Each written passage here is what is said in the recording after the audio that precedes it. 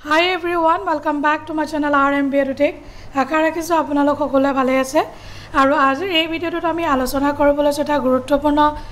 Notification regarding vacancy আৰু ভ্যাকেন্সিটো ওলাইছে ইঞ্জিনিয়াৰ্স India limited আৰু ইঞ্জিনিয়াৰ্স ইণ্ডিয়া লিমিটেড EIL এটা নৱৰত্ন PSU হয় কি ওলাইছে এবাৰ পোষ্ট আমি গোটেইখিনি চাই লওঁ মই মেইন ইম্পৰ্টেন্ট পইণ্ট খিনি কৈ দিম বাকি ডিটেইলছত আপোনালোকে নিজে এটা গো থ্ৰু কৰি ল'ব গোটেই এডভাৰটাইজমেন্টটো কেমিক্যাল ওলাইছে প্ৰসেস সিনিয়ৰ ম্যানেজাৰ দুটা কেমিক্যাল মাস ট্ৰান্সফাৰ ওলাইছে ম্যানেজাৰ সিনিয়ৰ ম্যানেজাৰ এটা মেকানিক্যাল ওলাইছে static and machinery equipment senior manager এটা chemical mechanical fire equipment manager দুটা ওলাইছে ইলেক্ট্ৰিক্যাল ম্যানেজাৰ এটা আৰ্কিটেক্সাৰ আৰ্কিটেক্ট ওলাইছে দুটা chemistry research and development scientific officer ওলাইছে এটা মেটেৰিয়েল ম্যানেজমেন্ট সাপ্লাই চেইন ম্যানেজমেন্টত ওলাইছে ইঞ্জিনিয়াৰ এটা ডেপুটি ম্যানেজাৰ এটা Civil Supply Chain Manager ওলাইছে ম্যানেজমেন্টত ইঞ্জিনিয়াৰ এটা ডেপুটি ম্যানেজাৰ এটা electrical supply chain management deputy manager এটা কনস্ট্ৰাকচন সিভিলত ওলাইছে ডেপুটি ম্যানেজাৰ 11টা ম্যানেজাৰ 5টা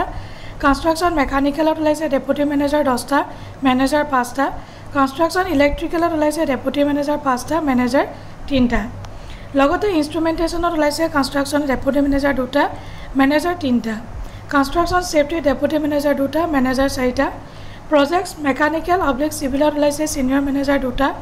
Projects Mechanical Electrical Instrumentation Senior Manager ওলাইছে দুটা Project Metallurgy ওলাইছে Senior Manager 4টা Finance ওলাইছে Officer এটা Deputy General Manager DGM ওলাইছে দুটা Library ওলাইছে Manager এটা পোষ্ট আৰু ব্ৰেকআপ কিনি তেওঁলোকে দি দিছে আনৰিজাৰ্ভড কেটা OBC কেটা EWS এইখিনি আপোনালোকে গোটেইখিনি এবাৰ চাই ল'ব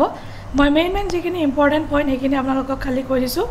বাকি এক্সপেৰিয়েন্স আপোনালোকে ইয়াতে চাই ল'ব সিনিয়ৰ ম্যানেজাৰ কেমিক্যাল প্ৰসেছত আপাৰ এজ লিমিট 40 দিছে BE BTech 12 বছৰ এক্সপেৰিয়েন্স এনেকৈ ম্যানেজাৰ পিছে আছে 36 ইয়াৰ্স 7 বছৰ experience BE BTech গোটেইখিনিতে BE BTech লাগে এক্সপেৰিয়েন্স কিনি আপোনালোকে চাই দিব লগতে এতিয়া মই আপোনালোকক ইম্পৰ্টেন্ট যেটো পইণ্ট কাট অফ ডেটটো আপোনালোকক জনাব বিচাৰিছো 31 জুলাই 2024 এডুকেশনাল কোৱালিফিকেশন এক্সপেৰিয়েন্স বা এজ লিমিটৰ কাৰণে তেওঁলোকে কাট অফ ডেট দিছে 31 জুলাই 2024 আৰু ইম্পৰ্টেন্ট CTC আৰু পে স্কেল কিমান হ'ব অফিচাৰ ক্যাটাগৰী খিনিৰ কাৰণে 60000 to 180000 ডেপুটি ম্যানেজাৰৰ কাৰণে 70000 to 2 লাখ ম্যানেজাৰ কাৰণে 80000 to 220000 সিনিয়ৰ ম্যানেজাৰৰ কাৰণে 90000 পৰা 240000 আৰু ডেপুটি জেনাৰেল ম্যানেজাৰৰ কাৰণে 120000 পৰা 280000 approx তেওঁলোকে CTC কিমান হ'ব দিছে CTC calculated on lower scale of basic pay আৰু CTC কি থাকিব তেওঁলোকে দিছে basic pay DA HRA other perks and allowances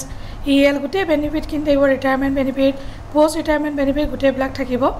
আৰু এজ ৰিলেক্সেশন তো এজ পাৰ যেটো গভৰ্নমেন্ট গাইডলাইন হেতু মতে এজ ৰিলেক্সেশন তেওঁলোকে দিব place of posting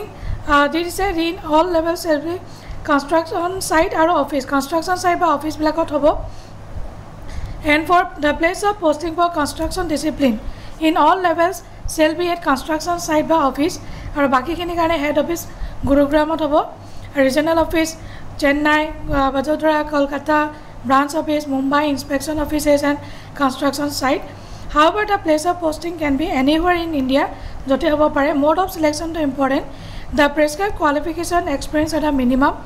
and mere possession of the same does not entitle a candidate for participating in the selection process.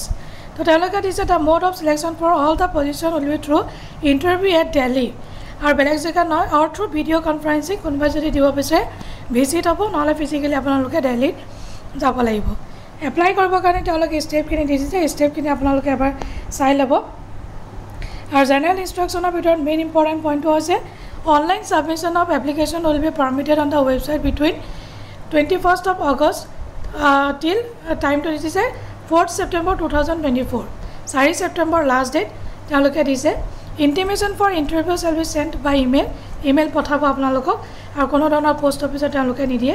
এইখিনি আছে important point যদি আপোনালোক এলিজিবল হয় এপ্লাই কৰি ল'ব তো ভিডিওটো যদি ইনফৰ্মেটিভ বুলি ভাবিছে তেতিয়ালে এটা লাইক কৰি দিব চেনেলটো সাবস্ক্ৰাইব কৰিব নাপাহৰিব আৰু যিমান পাৰে ইমান শেয়াৰ কৰি দিব thank you so much bye bye take care জয় হিন্দ